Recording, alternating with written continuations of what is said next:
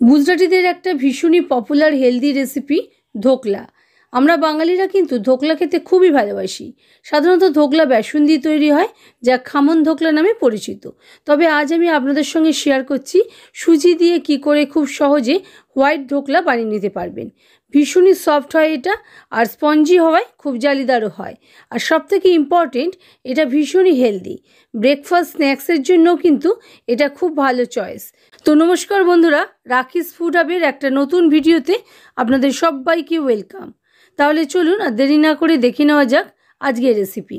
দেখুন, একখানা বড় বাটি নিয়ে নিয়েছি, তাতে 1 কাপ পরিমাণ সুজি নিয়ে নিচ্ছি, আর সম পরিমাণ মানে 1 কাপ পরিমাণই টক দই নিয়ে নিয়েছি। 1 চামচ পরিমাণ আদা আর কাঁচা লঙ্কা গ্রেট করে থেতো করে নিয়েছি, 1/2 চামচ নুন, 1 চামচ চিনি দিয়ে ভালো করে সবটা প্রথমে মিশিয়ে নেব। তারপরে প্রয়োজন অনুসারে অল্প জল অ্যাড করব। এই ব্যাটারটা আমাদের পুরো মেখে এটাকে রেখে দিতে হবে মিনিট 20 জন্য রেস্টে, যতক্ষণ না সুজিটা খুব ভালো মতন ফুলে যাচ্ছে। এবার দেখুন, ব্যাটার আমাদের যথেষ্ট ঘন আছে।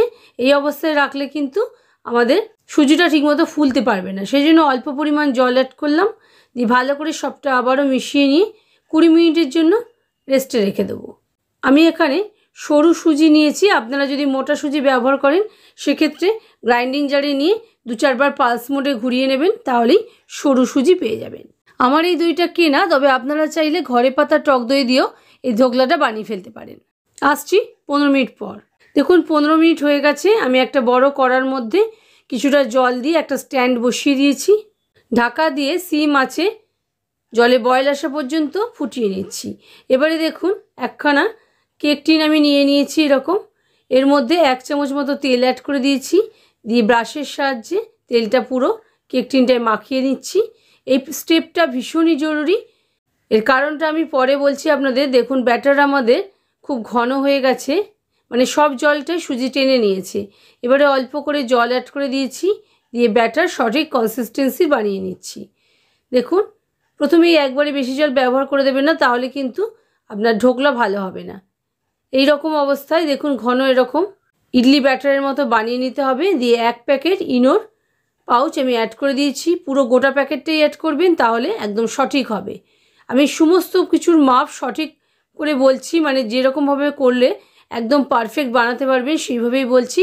1 চামচ মতো জলও অ্যাড করে দিয়েছি ইনোটাকে অ্যাক্টিভ করার জন্য।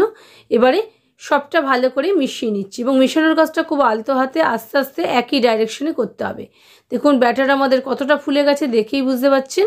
দেখুন, কেক টিনটা আমরা যে আগে থাকতে গ্রিস করে রেখেছিলাম, তার জন্য আমাদের ঢালতে তাড়াতাড়ি পারলাম আর কি। তাহলে আমাদের ইনোর অ্যাকশনটা ভালো থাকবে, মানে ভালো কাজ করবে ইনো, যত তাড়াতাড়ি এটাকে গ্যাসের উপর বসিয়ে দেওয়া যায়। দেখুন, স্প্যাচুলা দিয়ে ওপরটা ভালো করে স্মুথও করে দিয়েছি। ব্যাটার এরকম ঘন করেই বানাতে হবে ইডলি ব্যাটারের মতন, তাহলেই কিন্তু একমাত্র ইনো ভালো মতন কাজ করতে পারবে। ইনোর পরিবর্তে খাবার সোডা দিলে 1/2 চামচ মতো খাবার সোডা অ্যাড করে দেবেন। এবারে জলে আমাদের বয়েল চলে এসেছে। এবারে স্ট্যান্ডের উপরে কেক টিনটা আমরা বসিয়ে দেবো, দিয়ে সিম আছেই 25 মিনিট মতো রান্না করে নিতে হবে। মিনিট 15-20 পর একবার খুলে দেখে নেবেন, যদি না হয় তাহলে আরও 2-4 মিনিট মানে 25 মিনিট পর্যন্ত রান্না করে নিতে পারেন। দেখুন, ঢাকা দিয়ে দিয়েছি। 25 মিনিট আমার লাগেনি, আমার 20 মিনিটেই হয়ে গেছে। আমি 20 মিনিট পর আপনাদের দেখাচ্ছি ছুরি ঢুকিয়ে। দেখুন, ছুরি ক্লিনই আছে, যেটা লেগে আছে মনে হচ্ছে ওটা কিন্তু লেগে নেই, ওটা যেহেতু জলে সেদ্ধ করছি সেই কারণে হয়েছে। এবার এটা থেকে এটা তুলে নিচ্ছি, তুলে নিয়ে রেখে দিচ্ছি ঢাকা দিয়ে। ঠান্ডা হওয়ার পর আপনাদের আমি দেখাচ্ছি এটা কেমন হয়েছে ঢোকলাটা আমাদের। দেখুন, ঠান্ডা হয়ে গেছে। এবার আপনাদের আমি ছুরির সাহায্যে ধারটা কেটে নিচ্ছি।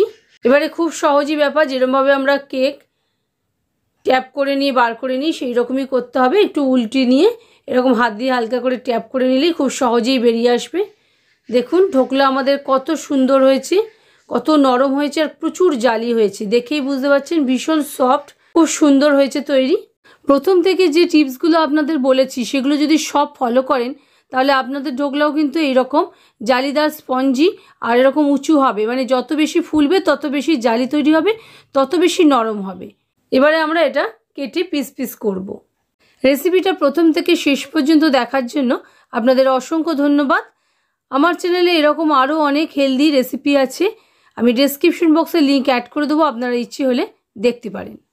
এই ঢোকলাটা আপনারা এমনিও শুধু খেতে পারেন, এর মধ্যে নুন চিনির মাত্রা একদম সঠিক আছে এবং ভীষণ নরম, কোনো রকম শক্ত লাগবে না খেতে।